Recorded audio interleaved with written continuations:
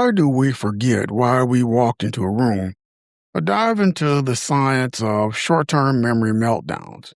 I'm your host, G, and this is the stuff you should think about. Hey there, friends. Let's talk about something that's happened to all of us at some point. You're walking into a room, and suddenly you realize you have no idea why you're there. Was it to grab your keys, to shut off the light, to confront somebody about stealing your last slice of pizza?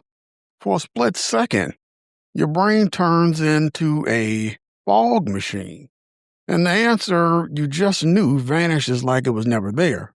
Sound familiar? If it does, you're in good company. Even scientists have spent decades trying to decode why our brains so often betray us in these moments. As someone who's cursed their own memory for this exact reason at least 3 times a day, yes, 3, maybe more, not exaggerating, I decided to geek out on the science behind this phenomenon. And let me tell you, the answer is as fascinating as it is humbling. The brains, they'll leave the stove on moment. A quick physics lesson in memory. Let's start with some basics. Human memory isn't a single entity. It's more like a team of squabbling roommates, each with their own role. There's short-term memory, which is like a sticky note on your forehead. It can hold a few pieces of information for maybe 15, 30 seconds, unless you save them long-term to a memory hard drive or something. Then there's long-term memory, the file cabinet of your brain, which stores everything from your childhood phone number to the lyrics that Bruno Mars song that's been stuck in your head since 2011. Which, real quick, just a side note, the thing about me personally that kills me is I can remember what somebody did to me 40 years ago, but can't remember the answers to a test that I need to take to get, whatever certification. Strange. Thought I'd throw that in there. But here's the thing. For something to move from the sticky note to a filing cabinet, your brain needs to encode it, right? This is where attention comes in. If your brain isn't focused on a task or a thought, it's basically like leaving your laptop open but not saving your work. One wrong move and you lose everything. So when you say to yourself, I need to grab my keys from the kitchen, your brain is supposed to take that intent and lock it into short-term memory. But here's the catch. If you get distracted while walking there, thinking about your to-do list or that weird dream you had last night, or even just the color of the walls, your brain might drop the keys of your intention too. This is what's called the doorway effect. In 2009, researchers Benjamin KCK and Thomas A. Ward, okay, fine, the real names are Cottrell and Robbins, discovered that when we walk through a doorway, our brains essentially clear the slate for the new environment. Think of it like resetting your phone when you switch apps. We need to mentally prepare for the new space. And in doing so, our brain discards the old content.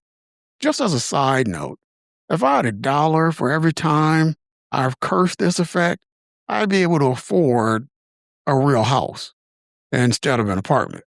The hippocampus, your brain's GPS, and sometimes it gets lost. If the doorway effect is how, then the hippocampus is the why. The little seahorse-shaped structure in your brain is responsible for forming and organizing memories.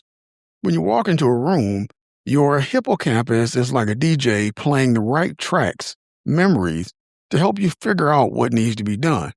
But here's the problem. If your hippocampus gets distracted, it can't play the right track. Imagine trying to find a song in a playlist titled Random Tuesday Shit You Semi-Remember. Not helpful. Distractions. multitasking, and emotional stress all make it harder for the hippocampus to do its job. That's why you're more likely to forget why you're in a room if you're stressed, tired, or mentally juggling a million other things. I've been there. I once walked into my kitchen mid argument about why I was there with myself, only to realize I was looking for my phone, which I had just been holding. The hypocrite effect. I had no idea why I was there because my brain had already moved on to a new task. The role of attention, the secret sauce, or sugar, depending on how you look at it. Let's pause for a second. Ever notice that if you're hyper focused on a task, you rarely forget why you're in a room? For example, if you're on your way to pour a glass of wine and mentally rehearse the task, visualizing the path to the wine rack, the twist of the bottle, the clink of the glass, you're less likely to blink.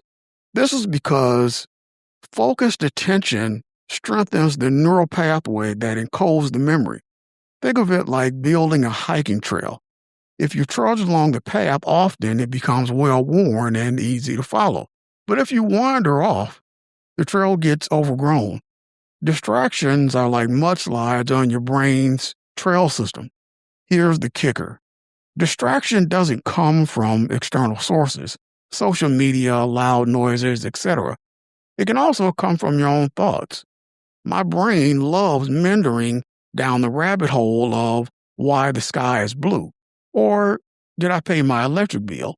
And in those moments, it's perfectly happy to drop the keys of my intention and never pick them up again. Practical tips. How to stop forgetting why you're in a room, or at least feel less insane. So, what can we do to prevent these meltdowns? Here are a few science-backed strategies I've tested. Some worked, some didn't. Repeat your intent. Yep, you read that right. If you say or even visualize what you need to do a couple of times, you're more likely to transfer it from short-term to long-term memory. For example, I now say out loud, I need my keys. I need my keys. I need my keys. I said a couple times, like a mantra as I walk. It feels slightly ridiculous, but it works. Link the last task to a physical object. If you associate the action with something in the room, your brain has a hook to latch onto. For example, if you always grab your mail before heading to the car, you could visualize your car keys as the visual cue for that task.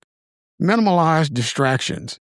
If you're walking into a room and your brain is already running on overdrive, take a second to focus just on the task at hand. It's like hitting a mental pause button. Embrace the fog. Sometimes the best thing you can do is not stress over it. These memory lapses are normal, even in neurotypical humans, and they don't necessarily mean your brain is failing you. They just mean you're human. The bigger picture. Why this matters, even if it feels trivial. At first glance, forgetting why you walked into a room seems like the kind of thing you forget to take seriously. But this phenomenon is actually a window into how our brains handle memory, context, and attention in real time. It's a reminder that our minds are not bulletproof vaults. They are dynamic systems that rely on us to help them function optimally. Plus, it's a humbling experience. In a world that idolizes productivity and efficiency, these little mind blanks are a reminder that sometimes not knowing is okay. They're also a chance to laugh at ourselves or shout at the universe and realize that even our most basic actions are orchestrated by a brain that's equal parts miracle and mess. Embrace the chaos, but maybe check for the keys first. So, the next time you stand in a room, blinking at the air like a deer in the headlights, remember, you're not broken. You're just a human navigating a brain that's designed to prioritize some things over others. Usually things like don't fall off a cliff or don't eat that weird mushroom. Not where's my phone? And hey, If all else fails, there's the classic method: pretend you're looking for something. Oh, I just need to grab a pen usually works. If not, just shrug and say, it's my brain. You're all welcome. Thanks for hanging out with me this week as I dove into the chaos of the human memory. If you like this episode or want to mock me for still using the word episode, drop a comment, send me an email, or find me on social media on Spotify where you listen to your podcast. And don't forget to wait, why did I open this tab?